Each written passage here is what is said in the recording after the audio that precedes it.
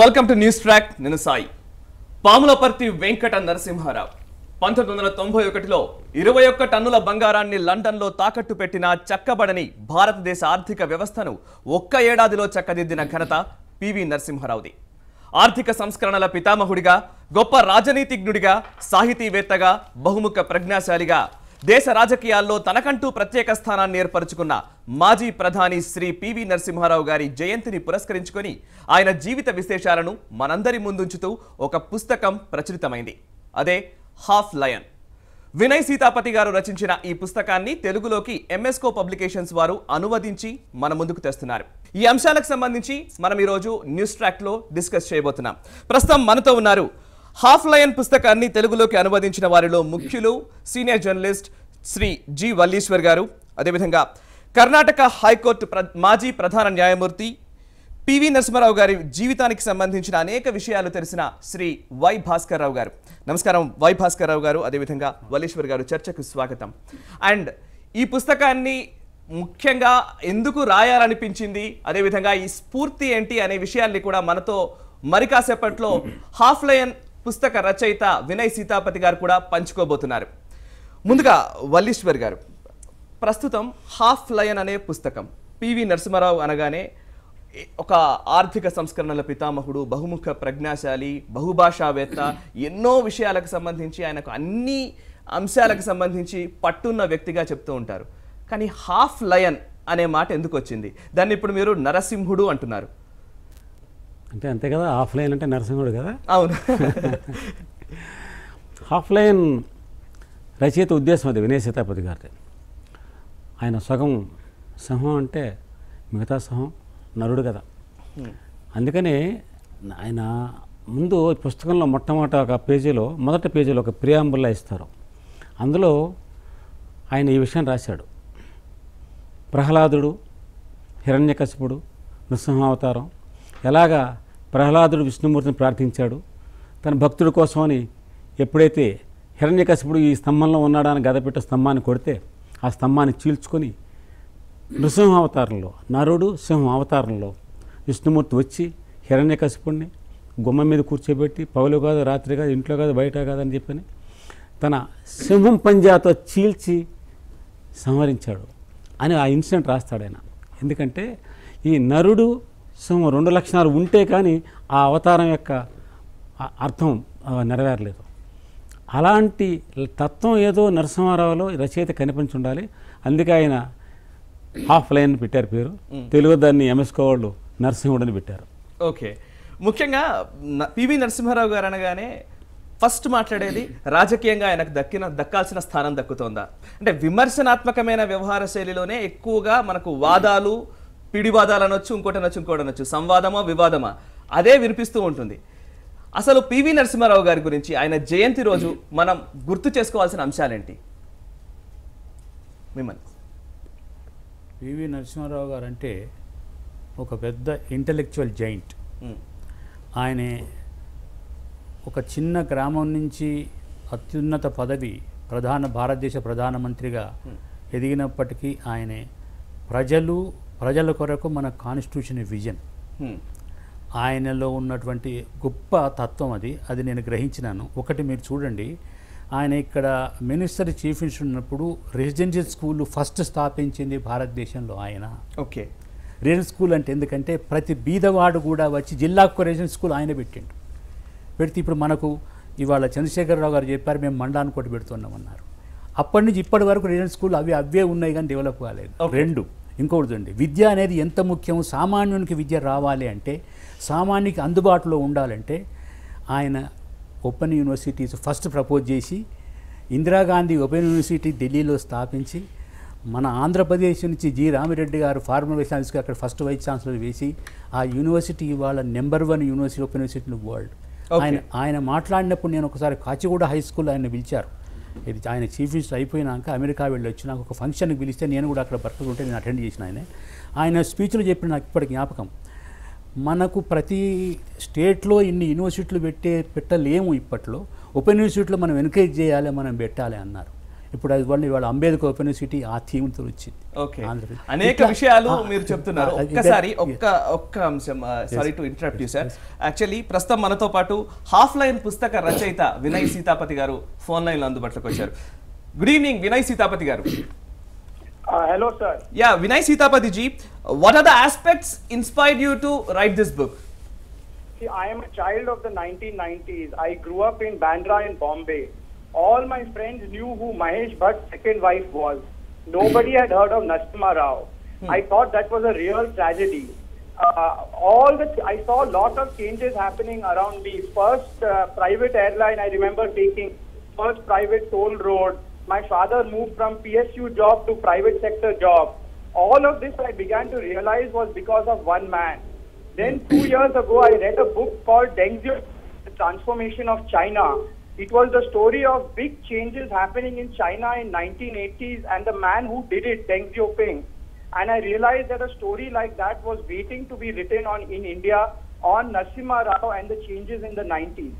Okay, Sitapati ji, actually we have got some books about P.V. Narasimha Rao's life also. But what's new in this book? There are a lot of things that are new. There is a lot of misinformation about P.V. Narasimha Rao. Okay. So one is, I point out that when it came to the economic reforms, he was a micromanager. He knew exactly what he was doing, but because the economic reforms was politically unpopular, he had to hide his tracks. He had to pretend that the full credit goes to Rajiv Gandhi or the IMF or Manmohan Singh. Manmohan Singh played a very important role with Narasimha Rao, but there is no question who the leader was. The other big new things I talk in Half-Line is that he's... Okay, thank you very much Vinay Sitapati ji for sharing some views with us. Thank you very much. నిజంగా వినయ్ సీతాపతి గారు చెప్తున్న దాని ప్రకారం చూస్తూ ఉంటే ఆయన half line ఒక నరసింహుడితో మీరు ఇంతకుముందు చెప్పిన మాటనే ఆయన ఇంగ్లీష్లో చెప్పిన పరిస్థితి. ఒకసారి ఆయనను అంత స్ఫూర్తివంతంగా ఆయన్ని ఈ బుక్ రాయడానికి ప్రేరేపించిన అంశాలు కావచ్చు, ప్రస్తుతం మీరు తెలుగులోకి అనువదించిన అంశాలు కావచ్చు, ముఖ్యంగా అందులో నుంచి మీరు ఏ అంశాలని స్ఫూర్తిగా పొంది తెలుగులోకి అనువదించాలని నిర్ణయించారు, ముఖ్యంగా ఎంఎస్కో వారు కావచ్చు, మీరు కావచ్చు, ఎటువంటి డిస్కషన్స్ జరిగాయి? ఫస్ట్ అంతా ముందు ఒక విషయం నేను మీకు స్పష్టం చేయాలి. ఈ 400 పేజీల పుస్తకాన్ని నేను ఒక్కడిని అనువదించలేదు. అదే నాతో పాటు కేవి గోపాలం గారిని ఒక ఆయన, టంకశాల అశోక్ గారిని జర్నలిస్టు, వాళ్ళు కూడా ఇందులో భాగం పంచుకున్నారు. ముగ్గురం కలిసి చేసినటువంటి అనువాదం ఇది. ఇందులో రచయిత ఇంగ్లీష్లో ఏం రాశారో వినయ్ సీతాపతి గారు, దాన్నే మేము తెలుగులో తీసుకొచ్చాం తప్ప ఇందులో మేము సొంతంగా చేర్చడానికి కానీ తీసేయడానికి కానీ అనువాదకులకి స్వేచ్ఛ ఉండదు. స్వేచ్ఛ ఉంటుంది ఎంతవరకు అంటే భాషని తెలుగులో తీసుకొచ్చేటప్పుడు మనకి స్పిరిట్ రిఫ్లెక్ట్ అవ్వాలి, యథాతథంగా అదే పదం పడాలని లేదు, ఆ భావం వచ్చేలాగా ఆ రకమైన జాగ్రత్తలు తీసుకుని విషయం మాత్రం ఇటువంటి డిస్టార్షన్ అంటే వక్రీకరించే అవకాశం లేకుండా జాగ్రత్తలు తీసుకోవడం జరిగింది. ఇది ఎంఎస్కో వాళ్ళు చేసినటువంటి చాలా పుస్తకాలలో ఒక అద్భుతమైన కొన్ని వర్క్స్లో ఇది కూడా ఒకటి. ఒక్క విషయం చెప్తా నేను. పివి నరసింహారావు గురించి గతంలో ఆదిరాజు వెంకటేశ్వరరావు గారు ది రైట్ ప్రైమ్ మినిస్టర్ ఒక పుస్తకం రాశారు. తర్వాత గురుచరణ్ దాస్ ఇండియా అన్బౌండ్ అనే ఒక పుస్తకంలో పివి నరసింహారావు గారి సంస్కరణల గురించి రాశారు. పివిఆర్కే ప్రసాద్ గారు వారు పివి నరసింహారావు దగ్గర మీడియా అడ్వైజరు, జాయింట్ సెక్రటరీ చేశారు, అడిషనల్ సెక్రటరీ చేశారు. పివిఆర్కే ప్రసాద్ గారు అసలేం జరిగిందంటే వీల్స్ బిహైండ్ ది వీల్ అనేటువంటి పుస్తకంలో ఆయన పివి నరసింహారావు గురించి చాలా విస్తృతంగా రాశారు. కొన్ని చాప్టర్స్ పూర్తిగా ఉన్నాయి. ఇవి వాటిలో వేటిల్లోనూ కూడా ఇంతవరకు రానటువంటి అనేకమైన విషయాలు, ఇప్పటిదాకా నిగూఢంగా ఉండిపోయిన విషయాలు, ముఖ్యంగా పివి నరసింహారావు యొక్క వ్యక్తిగతమైనటువంటి, పాలనాపరమైనటువంటి, రాజకీయపరమైనటువంటి విభిన్న కోణాల్లో పివి గారి యొక్క వ్యక్తిత్వాన్ని చూపించేటువంటి ప్రయత్నం ఈ పుస్తకంలో జరిగింది. ఇది ఒక సమగ్రమైనటువంటి దర్శనం. ఓకే భాస్కర్ రావు గారు, ఇంతకుముందు మీరు చెప్తూ అనేక అంశాలు, ముఖ్యంగా ప్రస్తుతం ఉన్న ప్రభుత్వాలు తీసుకునే నిర్ణయాలు అన్నింటికీ కూడా అప్పుడే అంకురార్పణ జరిగిందని చెప్తున్నారు. కరెక్ట్. అదే ఆయన ఒకటి ఇప్పుడు ఇంతకుముందు వారు సీతాపతి గారు అన్నారు ఆయన యాంటీ పూర్ అని ఒక ప్రచారం జరిగిందని. అది కాదు, ఆయన completely in favour of poor. ఎట్లా అని మీకు చెప్తాను నేను. మన ఆంధ్రప్రదేశ్లో పర్టికులర్లీ తెలంగాణ రాష్ట్రంలో అప్పుడు ల్యాండ్ రిఫార్మ్స్ తీసుకువచ్చింది ఈయనే. 1972లో land reforms land ceiling act తీసుకొచ్చి ఆ ల్యాండ్ సీలింగ్ ఇంప్లిమెంట్ చేసి it was pass in midnight. అది చెప్తానండి. Midnight 72 సార్ క్లారిఫికేషన్ ఇస్తారు. 72 మే 2వ తేదీ అర్ధరాత్రి ఒక ఆర్డినెన్స్ తీసుకొచ్చారండి. ఆ ఆర్డినెన్స్ ద్వారా పివి గారి స్ట్రాటజీ ఏంటంటే ఆ రోజు ఆర్డినెన్స్ ద్వారా అన్ని రకాల భూముల క్రయ విక్రయాలను స్తంభింపజేశారు. 10 ఎకరాలు దాటిన మెట్ట, 5 ఎకరాలు దాటిన మాగాణ అలాగేదో ఈ పరిమితి అంటే చిన్న పేదవాడు అమ్ముకోవచ్చు, అంతకు మించి ఎవరు అమ్మడానికి లేదు. ఎందుకంటే బిల్లు తీసుకొస్తున్నారు కాబట్టి. ఈ ఆర్డినెన్స్ ద్వారా అన్ని రకాల లావాదేవీలు ఆపేసి తర్వాత బిల్లు ఆగస్టు 31 ప్రాంతాల్లో బిల్లు ప్రవేశపెట్టారు. ఆయన చాలా ధైర్యంగా సాహసంగా దాన్ని యాక్ట్ చేశాడు. యాక్ట్ చేస్తే వీరు చెప్పినట్టు వల్లీశ్వర్ గారు చెప్పినట్టు ఈ బిల్లు వస్తున్నదని భార్యాభర్తలు కూడా డైవర్ట్ తీసుకొని చెరక హోల్డింగ్ కాపాడుకుంటారని ఆ బిల్లో ఇది ఉన్నది. ఓకే. ఆయన ఎందుకంటే బీద వాళ్లకు ఎక్సెస్ ల్యాండ్ పోవాలి, ఒక హోల్డింగ్ కన్నా ఎక్కువ ల్యాండ్ అంతా బీదలకు పోవాలి అని యాక్ట్ తీసుకువచ్చి ఆయన బీదలకు చేశారు. ఇదే కాకుండా రెండో విషయం ఇంకా చాలా మంది తెలియదు. ఆయన గురించి చెప్పండి. ఆయన ఎన్ని ఎకరాలు కోల్పోయారు దానివల్ల? ఆయనకు ఒక 1800 2,000 ఎకరాల భూమి ఆయన కోల్పోయినాడు. 1-2 కాదు. ఓకే. సరెండర్ చేసినాడు ఆయన. ఓకే. అదే కాకుండా ఆయన మన హైదరాబాద్ స్టేట్లో రామకిషన్ రావు గారు హైదరాబాద్ టెన్నెసీ యాక్ట్ తెచ్చారు. తెచ్చి అప్పుడు 52లో వాళ్ళు ఏం చేశారంటే Warangal, Khammam was part of Warangal district, వేరే డిస్ట్రిక్ట్ కాదు. ఓకే. అందుకొరకు అక్కడ ఖమ్మంలో ప్లస్ వరంగల్ ములుగు తాలూకాలు పెద్ద పెద్ద అంటే 10,000 5,000 హోల్డింగ్స్ ఉన్న ల్యాండ్ లార్డ్ ఉండేవాళ్ళు. ఆ 2 తాలూకాలలో ఆనాడు 3080 అంటే రక్షిత కౌలుదారికి యాజమాన్య హక్కులు ఇవ్వడం జరిగింది. ఒక 2 మిగతా తెలంగాణలో కాలేదు. ఈయన హయాములు అది తీసుకొచ్చి మళ్ళీ ఇంప్లిమెంటేషన్ మొత్తం స్టేట్లో చేసినాడు. Is a in favour of poor. Okay. Education లో in favour of poor. Okay. Right. అయితే భూ సంస్కరణలు తెచ్చిన అదే పివి నరసింహారావు సంవత్సరం కూడా పరిపాలించిన పరిస్థితి ముఖ్యమంత్రిగా. కానీ ప్రధానమంత్రిగా ఎలా సక్సెస్ అయ్యారు, ముఖ్యమంత్రిగా విఫలం అవడానికి కారణాలేంటి డిస్కస్ చేద్దాం చిన్న బ్రేక్ తర్వాత. చూస్తూనే ఉండండి భారత్ టుడే.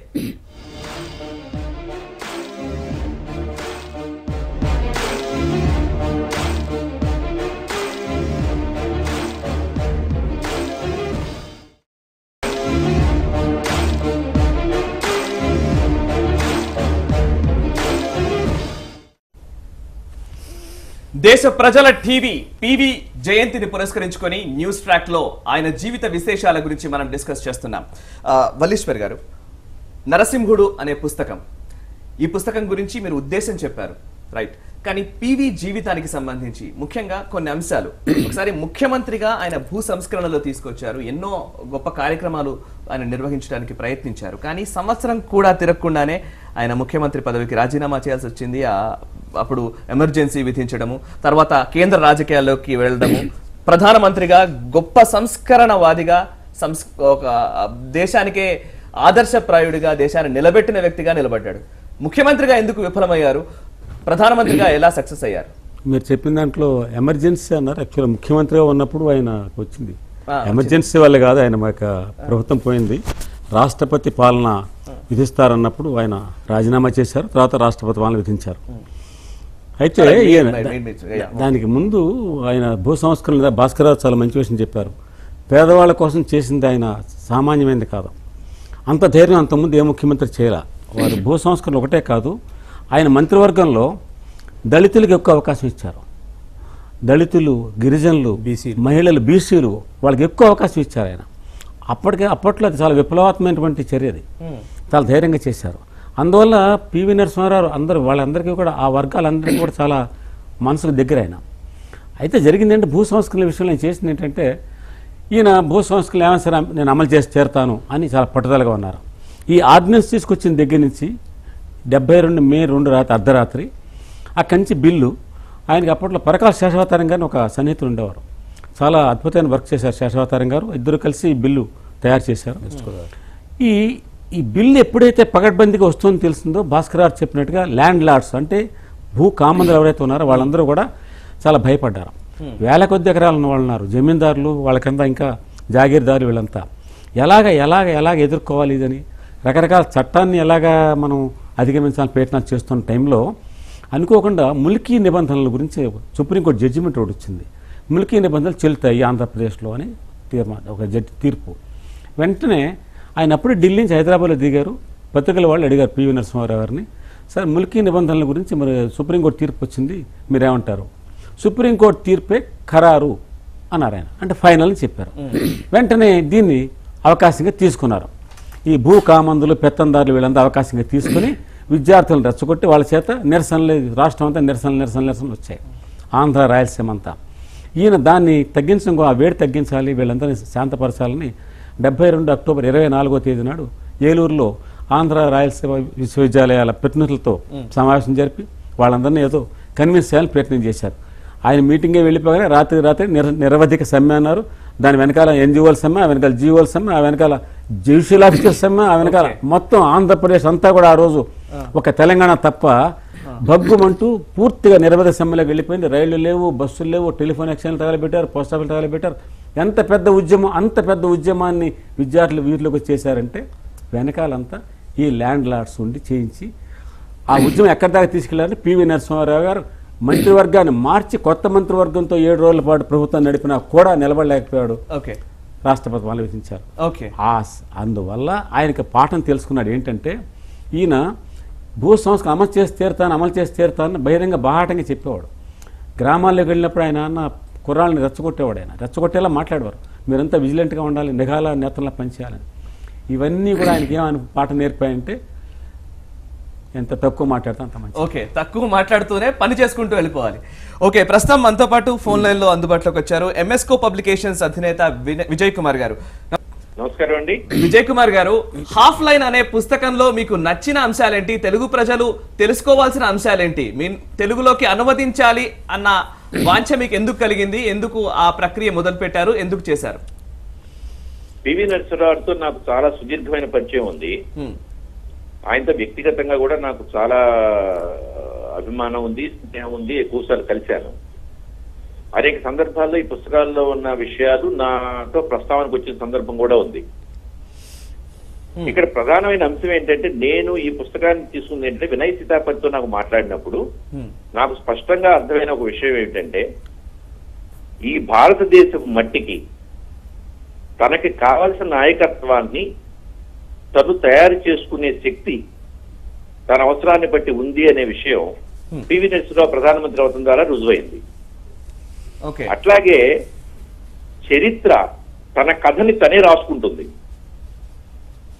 చరిత్రలో ఎవరి స్థానాన్నైనా సరే ఎవరైనా నిర్ణయించడానికి ప్రయత్నం చేస్తే ఆ ప్రయత్నాల్ని వమ్ము చేసి తన కథ తనకు రాసుకునే సత్తా చరిత్రకు ఉంది అనే విషయం కూడా ఈ ఆత్మకథ ద్వారా బహిర్గతం అవుతుంది అని నాకు అనిపించింది. అనిపించిన వెంటనే ఈ పుస్తకాన్ని ప్రచురించాలని మేము నిర్ణయించాం. ఈ పుస్తకాన్ని మిగతా పుస్తకాలతో, పివి నరసింహారావుకు సంబంధించి ఇంతకు ముందు వచ్చిన పుస్తకాలతో పోల్చితే ఇందులో ఉన్న ప్రత్యేకతలు ఏంటి? ప్రధానమైన అంశం ఏంటంటే, ఈ పుస్తకం పివి నరసింహారావు గారి తాలూకు వ్యక్తిగత కాగితాలు, వ్యక్తిగత లెటర్స్, ఆయన తాలూకు డైరీల్ని వీటిలోంచి తొంగి చూడటానికి వినయ్ సీతాపతికి ప్రభాకర్ రావు అవకాశం కల్పించారు, పివి తనయుడు. దానివల్ల అతని దగ్గర చాలా లోతైన ఇన్ఫర్మేషన్. ఇప్పుడు పివి గారి గురించి, పివి అనే వ్యక్తి పెద్ద ఏనుగు లాంటి వాడు. ఆయన కాళ్ళ గురించి కొంతమంది తెలుసు, ఏనుగు తొండం గురించి కొంతమంది తెలుసు, జోలు గురించి తెలుసు. కొంచెం ఇన్ఫర్మేషన్ వల్ల పివి నరసింహారావు చాలా గొప్ప అలవాటు ఏంటంటే డైరీ రాసుకునే అలవాటు ఉంది. ప్రతి అంశం డైరీలో రాస్తారు. ఇవాళ బలాని విజయ్ కుమార్ తో మాట్లాడాను ఈ విషయం గురించి అంటే నేను డైరీలో నోట్ చేసుకుంటారు. దీనివల్ల ఇట్స్ ద మోస్ట్ అథెంటిక్, ఒక ఆటోబయోగ్రఫీకి ఉండే దానికన్నా కూడా ఎక్కువ స్టాండింగ్ ఉన్న పుస్తకం ఇది. ఇలాంటి పుస్తకాలు చాలా రేర్ గా వచ్చే అవకాశం ఉంటుంది. అందుకని ఈ పుస్తకానికి ఉన్న ప్రత్యేకత ఏంటంటే, దీని తాలూకు వాస్తవికతకి అతి దగ్గరగా ఉన్న ఒక biography. Thank you very much Vijay Kumar గారు. నిజంగా వాస్తవికతకు దగ్గరగా ఉన్నది అంటున్నారు. పివి జీవితానికి సంబంధించి వాస్తవాలు తెలుగు ప్రజలు కావచ్చు, దేశ ప్రజలు కావచ్చు తెలుసుకోవాల్సిన అవసరం కూడా ఖచ్చితంగా ఉంది. థ్యాంక్ యూ వెరీ మచ్ మీ అభిప్రాయాలు తెలియజేసినందుకు విజయ్ కుమార్ గారు. భాస్కర్ రావు గారు, ముఖ్యంగా పివి నరసింహారావు గారి జీవితానికి సంబంధించి మీరు కూడా చాలా దగ్గర నుంచి ఆయన ప్రధానిగా ఉన్నప్పుడు కూడా మీరు అబ్జర్వ్ చేసిన పరిస్థితి. పివి నరసింహారావుకి పదవీ కాంక్ష ఉండేదా? ఆయనకు పదవి కాంక్ష లేదు, కానీ సేవకాంక్ష గొప్పగా ఉండేది. దానికి ఒకటే ఎగ్జాంపుల్ మీకు. ఇక్కడ చీఫ్ మినిస్టర్ ఉన్నంత వరకు రాష్ట్రంలో ఎడ్యుకేషను, తర్వాత to empower the economically poor by distribution of lands, by distribution of other wealth which in the society there. ఈ విధంగా ఆయన మోర్ కన్సర్న్. తర్వాత దేశ ప్రధాని అయినాక ఫస్ట్ ఆయన అని స్పీచ్ ఇచ్చాడు ఒకసారి. We have tighten our belts and I don't remember entire thing, how to change the economic situation of the country. ఆయన తీసుకున్నాడు. మనకు 21 టన్నుల బంగారం భారతదేశం లండన్ బ్యాంకుల్లో మనం కూదబెట్టుకొని వచ్చాం, -$132 million. ఆయన ప్రైమ్ మినిస్టర్గా విడిచి లాస్ట్ నాటికి $5.2 billion ప్లస్. తర్వాత అదే కాకుండా దేశానికి open up, economic policy open up, foreign investments, foreign business, ఈ డొమెస్టిక్ బిజినెస్ రెగ్యులేషన్, డీరెగ్యులైజేషన్, ఈ విధంగా ఎన్నో పాలసీలు, ఆర్థిక లైసెన్స్ రాజ్యాన్ని తీసిపారేయడం, corruption, that is main to remove the corruption, high level corruptions. ఈ విధంగా ఆయన ఆర్థిక సంస్కరణలు ఎన్నో తెచ్చినాడు. దానివల్ల ఇవాళ దేశం మీరు చూడండి, మన దేశం నుంచి ప్రతి సంవత్సరం కొన్ని లక్షల మంది ఫారిన్ ఇంజనీరింగ్ చదువుకొని మెడిసిన్ చదువుకుపోతున్నారు. That is the reason is for his policies which are ఇవాళ ఇండస్ట్రీస్ మన దగ్గర పెడితే లక్షల మందికి ఉద్యోగాలు వస్తున్నాయి. ఇప్పుడు మీకు తెలుసో తెలియదు, క్యాంపస్ సెలెక్షన్ అని మా కాలేజీలోకి వచ్చి, ఫర్ ఎగ్జాంపుల్ ఆయన chairman Bharatiya Vidya Bhavan Sainik Puri Kendra, we have got a college. ఈ సంవత్సరం 450 క్యాంపస్ అపాయింట్మెంట్స్ అయిన campus appointments. Okay, from MBA and BSc etcetera. ఇవన్నీ స్కోప్ ఎట్లా ఆయన పెట్టిన పాలసీల results we are reaping the consequence. He is not there but the policies are giving the benefit. Bhaskar garu చెప్పిన దానికి ఒక అనుబంధంగా పాయింట్ చెప్తాను. మనకి 91లో విమానాల్లో ప్రయాణించే వాళ్ళు 1 కోటి మంది ఉండేవాళ్ళు. ఇప్పుడు 2014లో 8,20,00,000 మంది విమానంలో మన భారతీయులు ప్లే చేస్తున్నారు. ఎలా సాధ్యపడింది? ఈ సంస్కరణ వల్ల. ఎప్పుడైతే ఒక ఇండియన్ ఎయిర్లైన్స్ ఉండేది, ఇప్పుడు ఎన్నో ఎయిర్లైన్స్ వచ్చాయి, పోటీ పెరిగింది సరళీకరణ వల్ల. దాంతో ఏమైంది, వాళ్ళ మధ్యధరతో వాళ్ళు కూడా విమానంలో వెళ్ళగలుగుతున్నారు వాళ్ళు. ఓకే, ఇది చిన్న విషయం కాదు. ఇది ఎంత దూరంగా ఆలోచించాడైనా. అలాగే టెలిఫోన్ మీరు చూసినట్టయితే అప్పట్లో BSNL ఒకటే ఉండేది గుత్తాధిపత్యం. ఇవాళ మనకి అప్పట్లో 50 లక్షలు ఉంటే ఇవాళ టెలిఫోన్ కలెక్షన్స్ 10 కోట్లు ఉన్నాయి. మొబైల్స్, మీకు తెలుసు మొబైల్స్ ఎలా వాడుతున్నాం అనేది. అంచేత ఈ గుత్తాధిపత్యాన్ని ఛేదించాడు. చాలా ఎకానమీని సామాన్యుడికి అందుబాటులోకి తీసుకొచ్చారు ఆయన. Is a great reform. Okay, అయితే ఇంకొక అంశం కూడా ఉంది. ఇప్పుడు ముఖ్యంగా మీరు భాస్కర్ రావు గారు చెప్పిన మాటనే, మీరు కూడా చెప్తున్న మాటనే, పదవీకాంక్ష లేదు PVకి. కానీ ముఖ్యమంత్రిగా ఉన్నప్పుడు ఒక సంస్కరణ అన్నప్పుడే అన్ని గొడవలు వచ్చాయి, అన్ని జరిగాయి. కానీ ప్రధానిగా ఉన్న టైంలో ఒకసారి మనం రాజకీయంగా నెంబర్లు చూస్తే 1991 ఎన్నికల తర్వాత గెలిచిన తర్వాత 521 సీట్లకు 232 మాత్రమే కాంగ్రెస్ పార్టీకి ఉన్నాయి. మైనారిటీ గవర్నమెంటే అయినప్పటికీ ఎలా నడపగలిగారు, ఎలా ఆయన ముందుకు వెళ్ళగలిగారు? ఈ పుస్తకంలో ఏముందో దాని వరకే నేను చెప్తాను. ఓకే, దాన్ని బట్టి మీరు గేజ్ చేయొచ్చు. మొత్తం 5 సార్లు జరిగిందండి. అంటే యాక్చువల్గా అధికారికంగా అవిశ్వాస తీర్మానం 3 సార్లు వచ్చింది. అది కాక ఇంకో మరో 2 సార్లు. మొట్టమొదట వీళ్ళు రాష్ట్రపతి ప్రసంగం ఉంటుంది, ప్రసంగానికి ధన్యవాదాలు చెప్తారన్నమాట. ఆ ధన్యవాదాలు చెప్పిన దాన్ని ఓటింగ్ ఉంటుంది. అది ఒకసారి ఓటింగ్ జరిగింది. తర్వాత ఇంకొకసారి అన్ననేమో మొట్టమొదటి వీళ్ళు అసలు ఫస్ట్ పాయింట్ ఎలక్ట్ అయిన వెంటనే ఈ ప్రభుత్వం ఓటింగ్ తీసుకోవాలి. అది ఒక ఓటింగు. రాష్ట్రపతి ప్రసంగం ధన్యవాదాలు చెప్పేది ఒకటి. తర్వాత 3 సార్లు అవిశ్వాస తీర్మానాలు జరిగాయి. ఈ 3 చెప్తాను చూడండి. మొట్టమొదటి 97 జూలై 15 మొట్టమొదట ఎలక్ట్ అయిన తర్వాత విశ్వాసం చూడాలి. రెండోసారి 92 మార్చి 9 రాష్ట్రపతి ప్రసంగానికి ధన్యవాదాలు చెప్పేదానికి ఓటింగ్. మొదటి అవిశ్వాస తీర్మానం ఆర్థిక విధానాల మీద వామపక్షాలు తీసుకొచ్చాయి. అది 92 జూలై 17 జరిగింది. అప్పుడు జరిగింది ఏంటంటే 6 తెలుగుదేశం పార్టీ వాళ్ళు, AIDMK వాళ్ళు, 4 అజిత్ సింగ్ వర్గం వాళ్ళు, వీళ్ళంతా అంటే జనతాదళ్, వీళ్ళంతా కాంగ్రెస్కి అనుకూలంగా ఓటేశారు 92 జూలై 17 నాడు. తెలుగుదేశం వాళ్ళు 9 మంది ఎంపీలు అంతకుముందు రాష్ట్రపతి ప్రసంగం మీద ధన్యవాదాలు చెప్పే ఓటింగ్లో సైలెంట్ అయిపోయారు, గైరాజయ్యారంటే అనుకూలంగా అనమాట. తర్వాత 92 డిసెంబర్ 21 నాడు బాబ్రీ మసీద్ కూలిపోయిన తర్వాత జరిగినటువంటి అవిశ్వాస తీర్మానంలో అప్పటికి 70 ఓట్లు మెజారిటీ వచ్చింది అవిశ్వాస తీర్మానంలో PV నరసింహారావు ప్రభుత్వానికి. 93 జూలై 28న ఇది ఒక ఆసక్తికరమైన విషయం. జూన్ 16వ తారీఖు హర్షద్ మెహతా ₹1 లంచం ఇచ్చానని చెప్పన్నాడు ఆయన. దాని మీద బీజేపీ వాళ్ళు అవిశ్వాస తీర్మానం తీసుకొస్తే అప్పుడు మళ్ళీ మరికొంతమంది అజిత్ సింగ్ వర్గం జనతాదళ నుంచి వచ్చారు, జార్ఖండ్ ముక్తి మోర్చా 4 వచ్చారు, అవిశ్వాస తీర్మానం నెగ్గారు. ఇలా మొత్తం 5 సార్లు ఓటింగ్ జరిగితే 5 సార్లు కూడా PV నరసింహారావు మంత్రివర్గం నెగ్గింది, ప్రభుత్వం నెగ్గింది. దీనికి ఎలాగా జనతాదళ్లో చీలిపోయింది, తెలుగుదేశం నుంచి ఎలా 6 చీలిపోయారు, జార్ఖండ్ ముక్తి మోర్చా 4 ఎలా వచ్చారు, అదంతా పుస్తకంలో ఉంది. అంతగానే ఎక్కువ నేను చెప్పకూడదు ఇప్పుడు. ఓకే, మళ్ళీ ఇక్కడ ఒక సీక్రెట్ పెట్టారు. మళ్ళీ ఇప్పుడు ఆ సీక్రెట్ తీసుకోవాలంటే ఖచ్చితంగా చదవాల్సిన పరిస్థితే. సరే, ఓకే, చదవాలంటే కోరుకుందాం. భాస్కర్ రావు గారు, ముఖ్యంగా పివి నరసింహారావు గారు అధికారంలో ఉన్న టైంలో, ప్రధానమంత్రిగా ఉన్న టైంలో ప్రభుత్వం ఎదుర్కొన్న సవాళ్ళేంటి, అండ్ పార్టీ తరపు నుంచి ఏమైనా సమస్యలు వచ్చాయా? పార్టీ గురించి నేను చెప్పలేను. Okay. ప్రభుత్వం అయితే మాత్రం ఫస్ట్ ఆర్థిక సరళీకరణ అనేది పెద్ద సమస్య ఆనాడు దేశాన్ని చూస్తున్నది. దానికి so many oppositions were there, but he faced and silently brought. వల్లీశ్వరరావు చెప్పినట్టు ఆయన నోట మాట్లాడలో చేతనే అన్నట్టు చేసి అన్ని ఎదుర్కొని ఆర్థిక సరళీకరణను ఆనాడు ఒక పునాదులు, ఎట్లా అంటే కదలని పునాదులు వేసి ఇవాళ వృక్షం పెరుగుతున్నది. ఓకే, ఆనాడే ఆ పునాదులు లేకపోతే వాళ్ళ వృక్షం పెరిగే సమస్య లేదు. ఫర్ ఎగ్జాంపుల్ ఓపెన్ యూనివర్సిటీ చెప్పాను మీకు, అంబేద్కర్ యూనివర్సిటీ, దాన్ని పెట్టి మనం ఓపెన్ యూనివర్సిటీ పెడుతున్నాం. పెట్టినాక ఇంకా దాన్ని ముందు తీసుకువెళ్తలేము. మనం ఏం చేయాలి ఇప్పుడు ఓపెన్ యూనివర్సిటీ కంటే? Every high school should have open university, teacher should appoint one representative open university, canvas about open university, available to education and they can study in the sitting in house అని. అది లేదు, మనం చేస్తలేము. ఆయన visionary ఉంటే ఇవాళ చేసేవాడు. ఒక విజనరీకి ఉన్న గొప్పతనం ఏంటి ఇది. ఓకే, సరే వల్లీశ్వర్ గారు, మీరు ఇంతకు ముందు కొన్ని విషయాలు చెప్పడానికి ఎందుకో విముఖత చూపుతున్నట్టుగా కనపడుతుంది, పుస్తకం చదవాలన్నట్టుగా. కాకపోతే కొన్ని విషయాలు మేము తెలుసుకోవాలనుకుంటున్నాం. ఆయన ముఖ్యంగా పివి నరసింహారావు గారు నిర్ణయం తీసుకోకపోవడం కూడా ఒక నిర్ణయమే అని అట్లాంటి వ్యవహార శైలిలో ఉన్నట్టుగా మన కొంతమంది పేపర్లో కానీ వీటిలో ఆర్టికల్స్ చదువుతూ ఉంటాం. ఇది నిజమేనా? నిర్ణయం తీసుకోకపోవడం కూడా నిర్ణయమేనా? పివి నరసింహారావు చెప్పిన సంఘటన చెప్తాను. ఓకే, ఆయన ఒక విదేశీ యాత్రకు వెళ్తున్నారు 92లో. హైదరాబాద్ హౌస్ని, అక్కడ నిజాం గారి పెద్ద బంగ్లా ఉంది, కేంద్ర ప్రభుత్వానికి ఇచ్చింది. అందులో ఏం చేస్తారంటే వీఐపీలను, ఊళ్ళో నగరంలో వీఐపీలందరూ పిలుస్తారు. వాళ్ళంతా వచ్చి టీ పార్టీ ఇచ్చి ఆయనకు షేక్ హ్యాండ్ ఇచ్చి విష్ యూ ఆల్ సక్సెస్, మీ యాత్ర బాగా జరగాలని చెప్తారనమాట. అందులో ఒక ఎడిటర్, హిందూ పత్రిక ఎడిటర్ గారు అనుకుంటాను, వారు పివి గారు అలా అందరి దగ్గర షేక్ హ్యాండ్ తీసుకుంటూ వెళ్తుంటే వారిని ఆపి ఒక విషయం అడగాలి. మండల కమిషన్ నివేదిక అమలు చేయడానికి మీరు సుప్రీంకోర్టు దగ్గర టైం అడిగారు, 6 మాసాలు టైం అడిగారు. దానివల్ల ఏం లాభం మీకు? ఆ తర్వాత అయినా కానీ మీరు ఇంప్లిమెంట్ చేయక తప్పదు కదా, అమలు చేసి తీరాలి కదా అన్నారు. అప్పుడు పివి గారు అయితే మీకు ఒక విషయం చెప్పాలని అన్నారు. అంటే చాలా ఆసక్తిగా ఎడిటర్ గారు వింటున్నారు.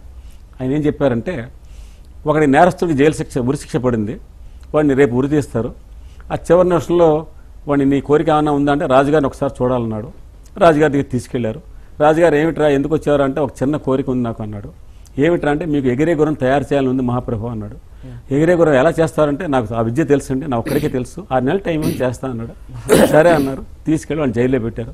ఆ తోటి ఖైదీ అడిగాడు, ఎరా 6 నెలల తర్వాత ఉరి ఖాయం కదా, ఏ ఉపయోగం రా అన్నాడు. 6 నెలలు అంటే 6 నెలల్లో ఈ రాజు పోవచ్చు, రాజ్యం పోవచ్చు, నేను మిగల్చి ఎగిరే గుర్రం తయారు చేయొచ్చు, గుర్రం ఎగరవచ్చు, ఎవరు చెప్పొచ్చు. ఆ కథ చెప్పి గారు ముందుకు వెళ్ళిపోయారు. ఓకే, సో నిర్ణయం తీసుకోకపోవడం కూడా ఒక నిర్ణయమే అన్నమాట అక్కడ నుంచి వచ్చింది. సరే, ఒక చిన్న బ్రేక్ తీసుకుందాం. బ్రేక్ తర్వాత ముఖ్యంగా పివి నరసింహారావు తన కంప్యూటర్ డైరీలో తన స్వానుభవాలు, ముఖ్యంగా ఎవరినెవరిని కలిశారో అనే విషయాలను కూడా పొందుపరిచారు అని ఇంతకుముందు ఎంఎస్కో విజయ్ కుమార్ గారు చెప్పారు. ఆ కంప్యూటర్ డైరీలో ఏముంది, ఎటువంటి విషయాలను ఈ పుస్తకంలో పొందుపరిచారు, తెలుసుకునే ప్రయత్నం చేద్దాం చిన్న బ్రేక్ తర్వాత. చూస్తూనే ఉండండి భారత్ టుడే.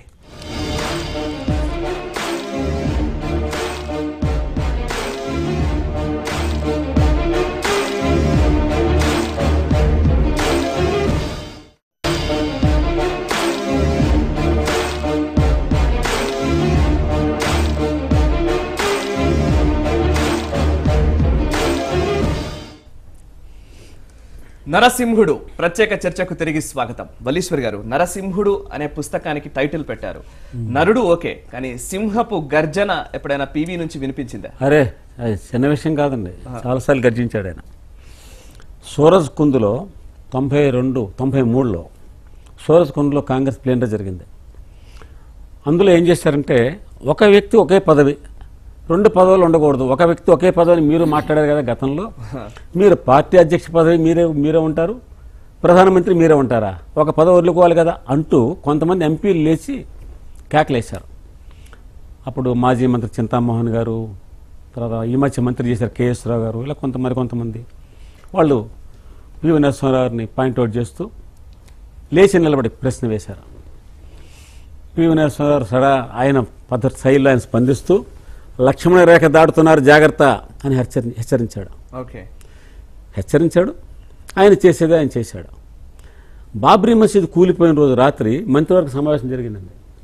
ఆ మంత్రివర్గ సమావేశంలో ఫోతేదార్ గారు రెచ్చిపోయాడు. ఆయన రెచ్చిపోయి ఈయన మీద అవాకులు సేవకులు చేస్తే ఓహో ఇలాగా అన్నాడు. 4 రోజులు తిరగకుండా మంత్రివర్గం మార్చేశాడు, ఫోటోదార్ గారిని తీసేశాడు. అలాగే ఆయనకి తిరుపతిలో కాంగ్రెస్ ప్లేనరీ జరిగింది.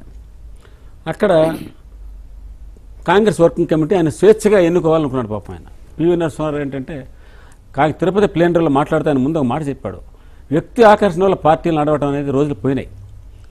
అంటే నెహ్రూ, ఇందిరాగాంధీ, రాజీవ్ గాంధీ సిద్ధాంతాల ఆధారంగానే మన పార్టీ ముందుకు తీసుకెళ్ళాలి.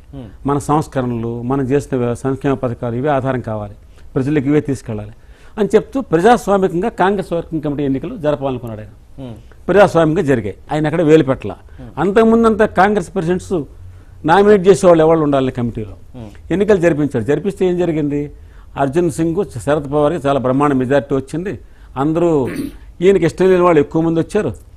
ఈయన తత్వానికి సరిపడేలాగా, అంటే కాంగ్రెస్ చీఫ్ మినిస్టర్గా ఉన్నప్పుడు అలాగే దళితులను తీసుకొచ్చాడే, మహిళలు తీసుకొచ్చాడే, వాళ్ళు ఎవరు లేరు కాంగ్రెస్ వర్కింగ్ కమిటీలో. అప్పుడు ఆయన చాలా దురదృష్టకరం, ఎన్నికలు జరిగితే ఇందులో దళితులు లేరు, మహిళ లేదు, నాకు చాలా బాధగా ఉంది, ఇదేం కమిటీ ఇలా ఎన్నుకున్నారు అన్నాడు. ఇది అర్థం చేసుకున్న ఒక వ్యక్తి వెంటనే రాజీనామా చేశాడు. ఎన్నికైన వ్యక్తి జితేంద్ర ప్రసాద్ అనుకుంటాను, రాజీనామా చేశాడు ఆయన. నేను రాజీనామా చేస్తున్నాను, పిఎం గారు ఈ మాట అన్నారు, పార్టీ ప్రెసిడెంట్ అని. ఇది చూసి నేను చేయబోతే బాగుంటుంది, ఇంకోడు అర్జున్ సింగ్, శరత్ అందరూ రాజీనామా చేశారు. అప్పుడు కమిటీని నామినేట్ చేశాడు. కాంగ్రెస్ వర్క్ కమిటీని పివి నరసింహారావు కాంగ్రెస్ అధ్యక్షుడిగా. అందులో మహిళలు ఉన్నారు, దళితులు ఉన్నారు. ఆయన నరసింహరూపం చూశారు కదా, సింహరూపం అది. ఐ కెన్ డూ ఇట్, నేను చేయగలను నిరూపించాడు ఆయన. బట్ చేయగలని చెప్పడు ఆయన, చెప్పమని చేశాడు అది. Okay, right. ప్రస్తుతం ఎకనామిక్ టైమ్స్ పూర్వపు సంపాదకులు, అదేవిధంగా మన్మోహన్ సింగ్ ప్రధానమంత్రిగా ఉన్నప్పుడు మీడియా సలహాదారుగా పనిచేసిన శ్రీ సంజయ్ బారు గారు ఫోన్ లైన్ లో మనకు అందుబాటులో ఉన్నారు. నమస్కారం సంజయ్ బారు గారు. నమస్కారం అండి.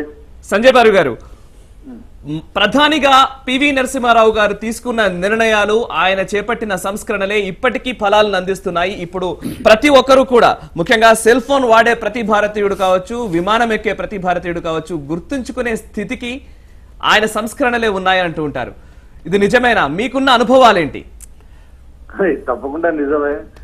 ఆయన తెచ్చినటువంటి మార్పులు 1991, 92, 93 పీరియడ్ లో తెచ్చినటువంటి ఆర్థిక రంగంలో మార్పులు, దాని ఫలితాలు మనం గత 10-15 సంవత్సరాల నుంచి చూస్తున్నాం. భారతదేశం ముందుకెళ్తోందంటే ఆ పీరియడ్ లో ఉన్నటువంటి మార్పులు, రిఫార్మ్స్, దాని వల్లనే కదా ఇంత దాకా మనం వచ్చాం. అది నరసింహారావు గారు ధైర్యంగా పొలిటికల్ లీడర్షిప్ ఇచ్చి ముందు తీసుకెళ్లిన వల్లనే ఆయన లీడర్షిప్ కింద దేశం ముందుకు వెళ్ళింది. ఓకే, సంజయ్ బారు గారు, నరసింహుడు పుస్తకం గురించి, హాఫ్ లయన్ ఆ పుస్తకం గురించి మీరేం చెప్తారు? పుస్తకం చాలా బాగా రాశారు అతను. వినయ్ సీతాపతి చాలా డెడికేషన్ తో బాగా రీసెర్చ్ చేసి అద్భుతమైన పుస్తకం రాశారు. నాకు ఆయనతో ఒకటే డిఫరెన్స్ ఉంది. ఆయన చాలా మంది నమ్ముకొని 1991 లో ప్రధానమంత్రి అవడానికి కారణం సోనియా గాంధీ సపోర్ట్ అని రాశారు. నట్వర్ సింగ్ కూడా తన పుస్తకంలో సోనియా గాంధీ సపోర్ట్ చేసిన దాని వల్లనే నరసింహారావు ప్రధానమంత్రి అయ్యారని రాశారు. అది ఒక్క తప్పు ఉంది, అదొక మిస్టేక్. అది అప్పుడు అయినటువంటి పరిస్థితి గురించి తెలిసిన వాళ్ళకి తెలుసు. ఆయనకి మెజారిటీ ఉండింది. Entire south Indian MPs, Tamil Nadu, Karnataka, Kerala, Andhra Pradesh, Goa, Orissa, ఈ ప్రతి రాష్ట్రాల నుంచి వచ్చిన మెంబర్స్ ఆఫ్ పార్లమెంట్ వాళ్ళందరూ కూడా కరుణాకరన్ గారికి చెప్పి కన్సల్టేషన్ ప్రాసెస్ లో నరసింహారావు గారిని మేము సపోర్ట్ చేస్తామని చెప్పారు. అయితే మరి శరద్ పవార్ కి ఉత్తి మహారాష్ట్ర ఎంపీ సపోర్ట్ ఉండింది, అర్జున్ సింగ్ కి ఉత్తి మధ్యప్రదేశ్ ఎంపీ సపోర్ట్ ఉండింది, కొద్దిగా కొన్ని యూపీ తర్వాత ఈ ఛత్తీస్గఢ్ రీజన్స్ లో కొంచెం సపోర్ట్ ఉంది. కానీ మెజారిటీ సపోర్ట్ నరసింహ గారు. దానివల్లనే ఆయన ప్రధాని అయ్యారు. సోనియా గాంధీ సపోర్ట్ కాదు. Okay, majority MP supported Narasimha Rao. Okay, right. ముఖ్యంగా మీరు మన్మోహన్ సింగ్ ప్రధానమంత్రిగా ఉన్నప్పుడు వారికి మీడియా సలహాదారుగా ఉన్నారు. అదే సమయంలో 2004లో పివి నరసింహారావు గారు మరణించారు. ఆ టైంలో ఉన్న వివాదాల గురించి పదే పదే ప్రస్తావన జరుగుతూ ఉంటుంది, మీడియాలో కావచ్చు, విశ్లేషకుల నుంచి కావచ్చు. అప్పటి అనుభవాల్ని కానీ ఏవైనా మీరు మాతో పంచుకుంటారా? దేని గురించి అండి? నాకు అర్థం కాలే. పివి నరసింహారావు గారి మరణం సమయంలో అది నేను పుస్తకంలో రాశానండి, నా పుస్తకంలో. ఓకే, కొంత clear గా కొన్ని ఉంది. విషయాలు ఇప్పుడు తెలుగు మా భారత్ టుడే ప్రేక్షకులతో పంచుకుంటారా? అది ఆ రోజున ఆయన పోయిన రోజున వాళ్ళ కాంగ్రెస్ పార్టీ వాళ్ళంతా కూడా హైదరాబాద్ తీసుకెళ్లి చేయాలి, ఇక్కడ ఢిల్లీలో ఆయన ఫ్యూనరల్ అవరాదు, ఇక్కడ మాన్యుమెంట్ వల్ల ఇక్కడ కాదు హైదరాబాద్ లో చేయాలన్న ప్రెషర్ పెట్టి సక్సీడ్ అయ్యారు. Okay. Because of Shivraj Patil and Rajasekhar Reddy okay they succeeded. Okay okay thank you very much Sanjay Baru garu, మీ అభిప్రాయాలు తెలియజేసినందుకు. భాస్కర్ రావు గారు, ఇంతకుముందు నేను అడిగిన ప్రశ్ననే మళ్ళీ ఒకసారి, ప్రతి ఒక్కరు కూడా ఇప్పుడు సంస్కరణల్ని లబ్ధి పొందుతున్న వాళ్ళందరూ కూడా విమానం ఎక్కాలన్నా లేదా సెల్ ఫోన్ ఛార్జీలు కానీ అనేక విషయాలు కానీ మన ప్రపంచ ఆర్థిక వ్యవస్థ మొత్తం కూడా కుంటుపడుతున్న టైంలో కూడా భారతదేశం నిలదొక్కుని నిలబడగలిగింది. ఇవన్నిటికీ పివి నరసింహారావు ఎందుకు కారణం? ఆయన ఫౌండేషన్, ఆయన ఎకనామిక్ రిఫార్మ్స్ తీసుకురావడం and globalisation vision, privatisation vision, తర్వాత domestic deregularisation, industrial policy, easy making licence process and for education of the entire youth of India, empowerment of the poor, ఇవన్నీ పాలసీలు ఆయన పెట్టిన ఇవాళ మనం అనుభవిస్తున్నాం. ఇందులో ఒక చిన్న పాయింట్ భాస్కర్ గారు చెప్పినది, ఫారిన్ డైరెక్ట్ ఇన్వెస్ట్మెంట్ అంటే విదేశీ పెట్టుబడులు ఆహ్వానిస్తున్నప్పుడు ఆయన ఎంత జాగ్రత్తగా ఉన్నారంటే వైద్యము విద్య ఈ రెండు రంగాల్లోకి విదేశీ పెట్టుబడులు ఆయన అనుమతించలేదు. ఆయన యొక్క దూరదృష్టిని మనం అర్థం చేసుకోవాలి. ఊరికే విదేశీ పెట్టుబడులని రానిచ్చేశారు, దేశం విదేశీ పరం చేశారని ఇలాగ వామపక్షాలు మాట్లాడుతుంటాయి. బట్ అంత కేర్ఫుల్గా అంత జాగ్రత్తగా ఉన్నారు ఆయన విషయంలో. ఓకే, అండ్ ఇంకొక ఇంట్రెస్టింగ్ విషయం, ముఖ్యంగా కంప్యూటర్ డైరీలో పీవీకి సంబంధించిన డిజిటల్ డైరీలో రాసుకున్న అనేక అంశాలు ఈ బుక్ లో ఉన్నాయని చెప్తున్నారు. ఏంటవి? కొన్ని పంచుకోగలుగుతారా మాతో? అవన్నీ కొన్ని. సరే, నేను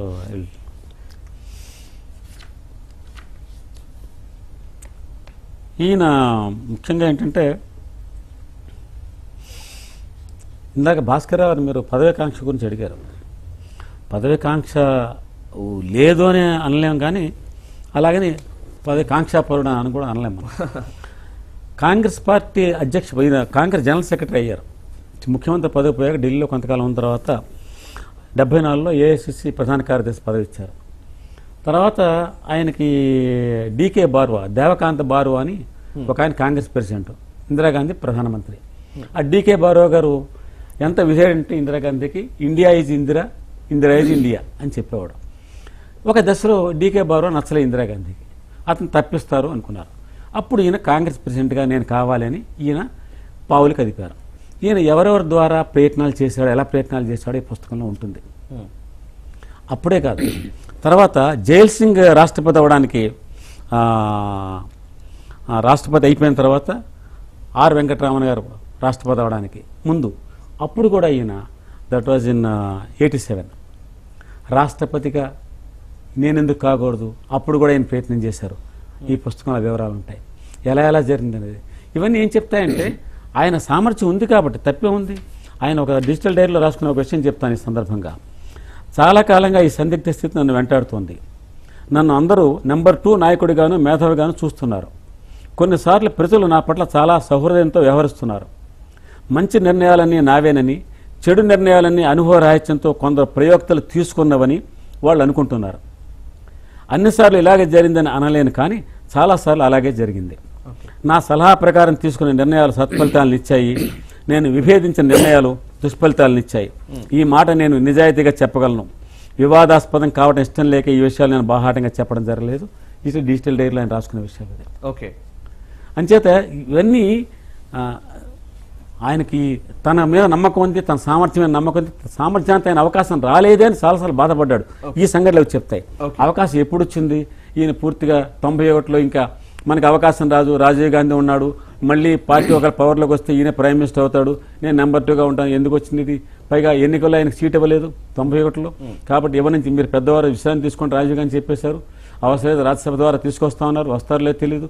అదే టైం కుర్తాళం పేట నుంచి ఆహ్వానం వచ్చింది, పీఠాధిపతిగా మీరు రావాలండి అని చెప్పని ఆయన ఇక వెళ్ళిపోదామా అనుకుంటూ సగం పుస్తకాలు ఇంట్లో ఉన్న ఆయన ఆస్తి అంతా పుస్తకాలు, బికాజ్ సాహిత్య పిపాసి ఆయన, అవన్నీ హైదరాబాద్కి పంపించేసి ఇంకా వెళ్ళిపోదామా అనుకుంటున్న టైంలో మే 21 నాడు జరిగిన సంఘటన చరిత్ర మార్చేసింది. ఓకే ఓకే భాస్కర్ రావు గారు, ముఖ్యంగా మానవ సంబంధాల విషయంలో పివి చాలా పూర్ అని, ఎక్కువగా అందరితో ఎక్కువగా రిలేషన్స్ పెట్టుకోరని ఒక అభిప్రాయం కొంతమందిలో వ్యక్తమవుతున్న పరిస్థితి, ఇది నిజమేనా?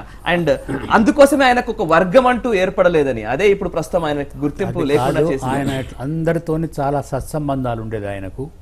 అయితే ఏంది, ఒక వర్గం అనేది ఆయన ఎప్పుడు మెయింటైన్ చేయలేదు. ఆయన పాలిటిక్స్లో ఎప్పుడు మెయింటైన్ చేయలేదు అది వర్గం అనేది. ఎందుకంటే ఒక ప్రైమ్ మినిస్టర్, ఒక చీఫ్ మినిస్టర్, ఒక లీడర్ అంటే ఒక సెక్షన్కి మిగిలి ఉంటే అంత మిగిలిపోతాడు. తాను దేశంలో ఒక లీడర్ ఎదగాలంటే ఒక పక్షానికి ఉండలేడు, రాలేడని ఆయన అందరితో సత్సంబంధాలు ఉండేది. ఇప్పుడు కొన్ని విషయాల్లో విభేదించవచ్చు, ఆయన రాసినట్టు వాళ్ళు వల్లీశ్వర్ గారు చెప్పినట్టు విభేదం ఉండొచ్చు. విభేదం ఉన్నప్పుడు కొన్ని విషయాల్లో ఆయన సక్సెస్ కాకపోవచ్చు, కానీ ప్రతి వాళ్ళతో సత్సంబంధం ఉండి ఒకళ్ళతోనూ కూడా ఆయనకు ఏదో ఒక ఫైట్ జరిగిందని నేను ఎప్పుడైతే వినలేదు. సత్సంబంధాలు ఉన్నాయి కాబట్టి ఆయన శత్రువులు ఎవరు శత్రువులు లేరు, ఆయనకి ఎవరిని శత్రువులు చేసుకోవాలి. ఆయన ఎప్పుడు ఢిల్లీకి వెళ్ళాక ఆంధ్రప్రదేశ్ ముఖ్యమంత్రిగా భూ సంస్కరణలు శత్రువులు చాలా మంది తయారైపోయారు. ఈ అనుభవంతో పాఠం నేర్చుకున్నారు. ఢిల్లీకి వెళ్ళాక ఆయన బయటకు ఏం మాట్లాడకూడదు, విధేయత. హిందీ కవి, జో సబ్కే మీటే హోతే హై వో నహీ కిసీ కే హోతే హై. ఓకే, అయితే మానవ సంబంధాలకు చిన్న ఉదాహరణ చెప్తానండి. కేఆర్ వేణుగోపాల్ గారు ఈయన దగ్గర సెక్రటరీ, అడిషనల్ సెక్రటరీ. తర్వాత ఆయన యుగంధర్ గారు, ఇప్పుడు సత్యనాదేళ్ల ఉన్నారు, వాళ్ళ ఫాదర్. ఆయన రూరల్ డెవలప్మెంట్లో సెక్రటరీగా ఉండేవారు. అప్పుడు వాళ్ళ సత్యనాదేళ్ల అంటే యుగంధర్ గారి అబ్బాయికి వేణుగోపాల్ గారి అమ్మాయికి పెళ్లి నిశ్చితార్థం జరుగుతుంది. నిశ్చితార్థానికి ఈయన్ని ప్రత్యేకంగా ఈయన వాళ్ళ నిశ్చితార్థానికి ఆహ్వానించలేదు. జరుగుతుందని తెలిసింది దీనికి, వెళ్ళాలని మనసులో ఉంది. ఎందుకంటే వేణుగోపాల్ కావాల్సిన వ్యక్తి, యుగంధర్ కావాల్సిన వ్యక్తి, ఇద్దరు నిజాయితీ కల వాళ్ళు, ఇద్దరు ప్రభుత్వం కోసం పనిచేస్తున్న వాళ్ళు, వెళ్ళాలనిపించింది. వెంటనే ఎలా వెళ్ళాలి, ఎన్ని గంటలకు తెలుసుకున్నారు ఆయన. రాము దామోదర్ ఆయనకి పిఎస్, ఏమయ్యా నన్ను తీసుకెళ్ళవయ్యా అన్నాడు. ఆయన కారు ఎక్కేశాడు. ఆ కారు అద్దాలు అన్నా ఇవి టింటెడ్ గ్లాసెస్ ఉంటాయి కదా, ఎటువంటి సెక్యూరిటీ లేకుండా, ఎవరికి ఇన్ఫర్మేషన్ లేకుండా కారులో సైలెంట్ గా వెళ్ళిపోయి వచ్చాడు ఆయన. మానవ సంబంధాలంటే పివి గారి గౌరవం ఉందా లేదా? రైట్, ఒకసారి ఈ అంశం లేకుండా ఇప్పుడు చర్చ ముందుకు వెళ్ళినా ముగించినా అని తెలుగు ప్రేక్షకులు కూడా ఒప్పుకోరు. ముఖ్యంగా అంశం ఏంటంటే పివినే ప్రధానమంత్రి పదవికి ఎంపిక చేసిన సోనియా గాంధీ తర్వాత కాలంలో ఎందుకని ద్వేషించింది, ఆ ద్వేషానికి కారణం ఏంటి? ఆయన మొట్టమొదట ఇప్పుడు ఇందాక సంజయ్ బాబు గారు ఒక ఒపీనియన్ చెప్పారు. అయితే ఏంటంటే హక్సర్ గారిని ఆవిడ సంప్రదించింది. మొట్టమొదట యాక్చువల్గా ప్రధానమంత్రి పదవికి ఆవిడ అనుకున్న పేరు శంకర్ దయాళ్ శర్మ, అప్పుడు ఉపరాష్ట్రపతి. సరే, ఆయనకి ఇష్టం లేదు. ఆయనకి ఇష్టం లేకపోతే అప్పుడు తర్వాత పిఎన్ హక్సర్ కుటుంబాంశాల దగ్గర హక్సర్ గారు సజెస్ట్ చేశారు పివి నరసింహారావు పేరు. పివి నరసింహారావు వ్యతిరేకత లేదు, ఆవిడకి వ్యతిరేకత లేదు, ఎవరికి వ్యతిరేకత లేదు. అలాగే ఏదో హక్సర్ గారు పివి గారిని తీసుకొచ్చారు. ఈయన వారం 10 రోజులకు ఒకసారి వాళ్ళ ఇంటికి వెళ్తుండేవాడు, మాట్లాడుతుండేవాడు. ఇలాగా వెళ్తుండేవాడు, వింటోంది. ఎందుకు వెళ్తున్నాను, ఎందుకు చెప్తున్నాను నాకు అర్థం కాని పరిస్థితి 2 ఏళ్ళు అయిపోయింది. ఇక్కడ ఒత్తిడి చాలా ఉంది, పార్టీ ప్రెసిడెంట్, ప్రైమ్ మినిస్టర్.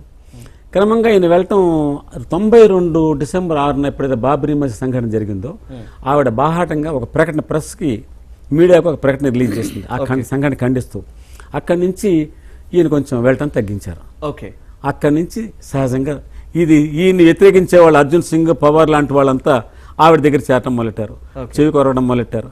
ఈ క్రమంగా దూరం పెరుగుతూ వచ్చింది. చివరికి అమేథీలో 95లో అమేథీలో ఆవిడ బహిరంగ సభలో మాట్లాడుతూ నా భర్త రాజీవ్ గాంధీ హత్య కేసు దర్యాప్తు ముందుకు వెళ్ళటం లేదు అని బాహాటంగా ప్రకటించేటువంటి పరిస్థితి వచ్చింది. వాస్తవానికి జరిగింది ఏంటి, 91 మే 21న రాజీవ్ గాంధీ హత్య జరిగితే ఏడాది లోపలే ఎవరు దోషుని నిర్ధారించింది కార్తికేయన్ గారి స్పెషల్ ఇన్వెస్టిగేషన్ టీం. వాళ్ళ వాస్తవాన్ని తీసుకొచ్చారు, కోర్టులో సబ్మిట్ చేశారు. విచారణ జరుగుతుంది, స్పెషల్ కోర్టు ఇట్టే దాని టైం తనకి పడుతుంది. ఈవిడికి ఆతురత, తనకు అనుకున్నంత వేగంగా జరగట్లేదు. ఈ లోపల 2 కమిషన్లు వేశారు మధ్యలో. సో ఈవిడ బాహాటంగా ఏదైతే మాట్లాడిందో అక్కడితో అర్థమైంది, వీళ్ళిద్దరికీ దూరం వచ్చేసింది. ఇది మిగతా వాళ్ళకి కావాల్సినంత అవకాశం తీసుకున్నారు. అది పివి నరసింహారావు ఈయన మిగతా వాళ్ళతో పోటీ పడి ఎదురుగుండా వీళ్ళు భజన చేసేటువంటి పరిస్థితి లేదు.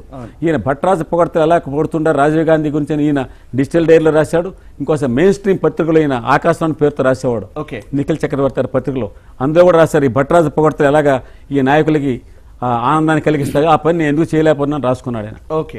ఓకే భాస్కర్ రావు గారు, చివరిగా ప్రస్తుత తరం రాజకీయ నాయకులు కావచ్చు, ప్రస్తుత తరం యువకులు కావచ్చు, యువతులు కావచ్చు, ఎవరైనా సరే పివి నరసింహారావు గారి నుంచి స్ఫూర్తి పొందాల్సిన అంశాలేంటి? ఒకటి ఎడ్యుకేషన్ ఇంపార్టెంట్. ఎడ్యుకేషన్లో to reach the highest point whichever the line one chooses, because we're in the globalization, world competition. ఇవాళ ఒక ఇంజనీరింగ్ పాస్ సరిపోదు, మనకు క్వాలిటీ రావాలి, మనకు కమ్యూనికేషన్ రావాలి, మనకు స్కిల్స్ రావాలి, స్కిల్ ఎడ్యుకేషన్ రావాలి. ఆయన ప్రైమ్ మినిస్టర్ నుండి కంప్యూటర్ నేర్చుకొని కంప్యూటర్లో ఆయన పెద్ద ఎక్స్పర్ట్ అయినాడు. ఒక కంప్యూటర్ సైంటిస్ట్ కానీ ఎక్స్పర్ట్, ప్రతి ఏ భాగం ఏమంటే చెప్పేవాడు, దీనికి రిపేర్ ఇది రిపేర్ అని. ఆ విధంగా ఎక్స్పర్టైజేషన్ స్కిల్స్ సంపాదించకపోతే మనం పైకి పోలేము, మనం ప్రపంచీకరణ లోపల మనం ఆ కాంపిటీషన్లో ఎదుర్కొనలేము. దేశ ప్రగతికి, ప్రజల ప్రగతికి, ఒక వ్యక్తి యొక్క వికాసమైన జీవితానికి ఇది అవసరం, ఆయన యొక్క స్ఫూర్తి అవసరం సార్. ఓకే, యువతకు ప్రత్యేకించి అవసరం. సీనియర్ జర్నలిస్ట్ గా మీ అబ్జర్వేషన్స్ ఏంటి? నరసింహుడు ద్వారా ఏం చెప్పాలనుకుంటున్నారు? నరసింహారావు గారు ఆయన ఏమి అకౌంట్ సెటిల్ చేయకుండా వెళ్ళలేదండి. సోనియా గాంధీ గారిని అడగాల్సినవన్నీ ఆయన అడిగాడు, అకౌంట్ సెటిల్ చేసి వెళ్ళాడు. ఎలా అడిగాడు, ఏం అడిగాడు, ఎన్ని గంటల పాటు జరిగింది ఒక అర్ధరాత్రి వేళ పుస్తకం చదివితే తెలుస్తుంది. ఓకే, మళ్ళీ టీజర్ తో క్లోజ్ చేస్తున్నారు. Right, fine. ఒక్క మాటలో ఒక సీనియర్ జర్నలిస్ట్ గా ప్రస్తుతం తరం రాజకీయ నాయకులు కావచ్చు లేదా యువతరం కావచ్చు, ప్రధానిగా పనిచేసిన పివి నరసింహారావు గారి జీవితం నుంచి నేర్చుకోవాల్సిన అంశాలేంటి? ఖచ్చితంగా ఆయన చూసి ఎలా ఉండాలో నేర్చుకోవాలి, ఎలా ఉండకూడదో నేర్చుకోవాలి. 2 అంశాలు కూడా ఉన్నాయి. పూర్తిగా సమగ్రమైన పివి నరసింహారావు వ్యక్తిత్వం ఇప్పటిదాకా తీసుకొచ్చి ఇది ఒక్కటి మాత్రమే ఎంఎస్కో మాత్రం తీసుకొచ్చి ఇది ఒకటి మాత్రం అద్భుతమైన పుస్తకం తెలుగులో. Right, thank you very much Valleeswar garu, Y Bhaskar Rao గారు చర్చలో పాల్గొని మీ అభిప్రాయం తెలియజేసినందుకు. ముఖ్యంగా హాఫ్ లయన్ అనే పేరుతో ఇంగ్లీష్ లో వచ్చిన పుస్తకాన్ని తెలుగులోకి నరసింహుడు పేరుతో అనువదించడం జరిగింది. ఎంఎస్కో పబ్లికేషన్స్ ద్వారా మన ముందుకు వస్తున్న ఈ పుస్తకంలో పివి నరసింహారావు గారికి సంబంధించిన అనేక విషయాలు, ఆయన డిజిటల్ డైరీలో రాసుకున్న విషయాలు కావచ్చు, ఆయన జీవితంలో ఆయన ఎదుర్కొన్న సవాళ్లు కావచ్చు, అధిగమించిన సమస్యలు కావచ్చు, అనేక విషయాల్ని ఇందులో పొందుపరచడం జరిగింది. నరసింహుడు ద్వారానైనా ఆ పివి నరసింహారావు గారి ఆశయాలు ఇప్పటి తరం అందుకోవాలని, వచ్చే తరాలకు ఆయన స్ఫూర్తిని కొనసాగించాలని కోరుకుందాం. ఇది వాటి న్యూస్ ట్రాక్. చూస్తూనే ఉండండి భారత్ టుడే, దేశం కోసం, ధర్మం కోసం.